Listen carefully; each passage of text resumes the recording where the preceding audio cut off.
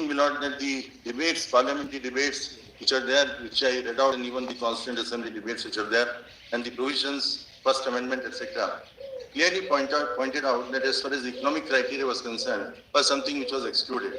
It was not taken into consideration. Actually, I did not mention, but General Austin points out, my lord, that at one point of time when this was being drafted, then the economic criteria came in because the Chief Minister of Madras said that it should be included. But when it ultimately bill went,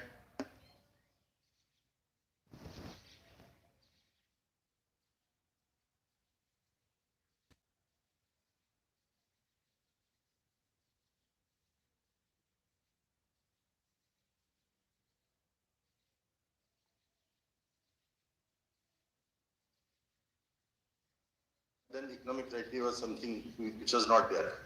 The sum and substance is, my lord, that when you look at the social, educational, and naturally, my lord, the economic criteria comes in. What Justice Jeevan Reddy points out is that the social backwardness, my lord, leads to educational backwardness and then economic backwardness. But assuming we reverse the position, my lord,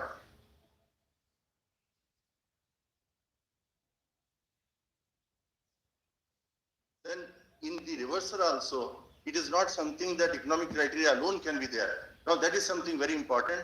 The economic criteria, if you reverse the situation, my lord, as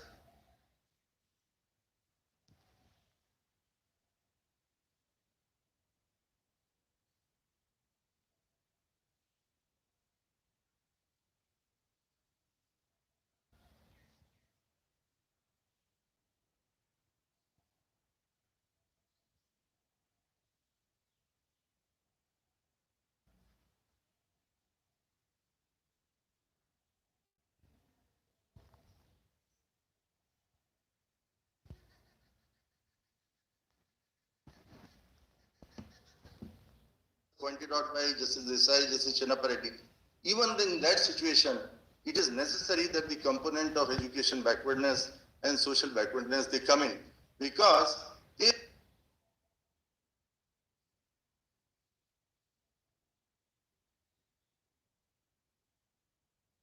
form ultimately, my lord, as we saw the entire debates and discussions in several judgments, really forms, my lord, the equality clause. And that equality clause, my lord, is the basic structure. Ultimately drawing at that, and therefore if you have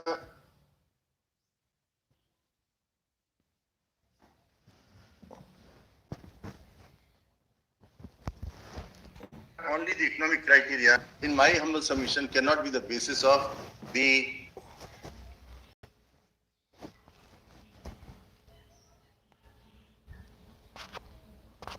and then bring another circle. In my submission, my lord, there is equality, the overall equality, which is one circle. In that circle, we have persons whom we called initially the backward, because SC, ST and backward classes, subsequently it was included because the term which was used was only backward. So within that circle,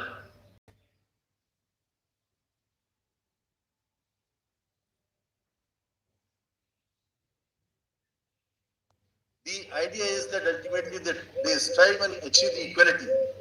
So therefore, my lord, these are two circles which are there, and the outer circle which remains, my lord, outside this 50% as we call it, is a circle which is general in nature.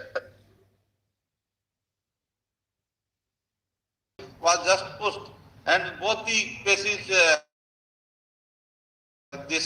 criminal cases are going on for this. So what is the difference between a scheduled caste who is a laborer and who is a president? So my lord, have to consider all those aspects in mind, because this is a class of a different nature, and we don't want that this reservation should continue. But there should be some reason by which it could be changed. The reason by which the reservation system could be changed is to emphasize on caste, because the deprivation, the discrimination is because of caste, not because of his economic condition. If the economic condition would have been the basis, if the economic condition would have been the basis, then this type of discrimination would not have been there. And my lord, other aspects I have already argued that social democracy and others. Now I think Professor Mohan Gopal. Thank you. Who's there now next to go? Mr. Mohan Gopal is Yes. being a little awkward because we have all reached into his time also. So we started with Dr. Mohan Gopal. Submission, Miller. Sir, I do not One want short to submission to inconvenience- No, that's all right. We'll go ahead for, how much time would you require? Sir,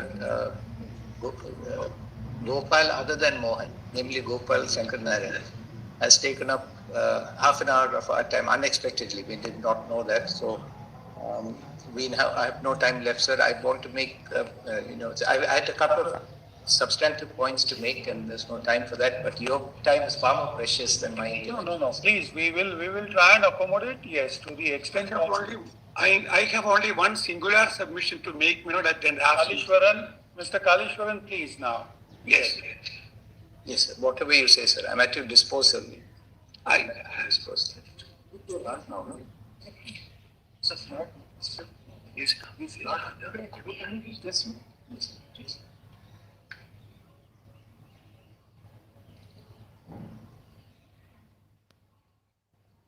I would respectfully try to place with your lordship that what is focal point is also part of basic feature of the constitution. Therefore, this violation of individual fundamental rights can also be termed as an infringement or as a violence to the basic feature of the constitution. This is my submission on that. Secondly, very briefly, rather than coining it, but as an equality code, I would respectfully point out that the key test would be to see whether there is discrimination.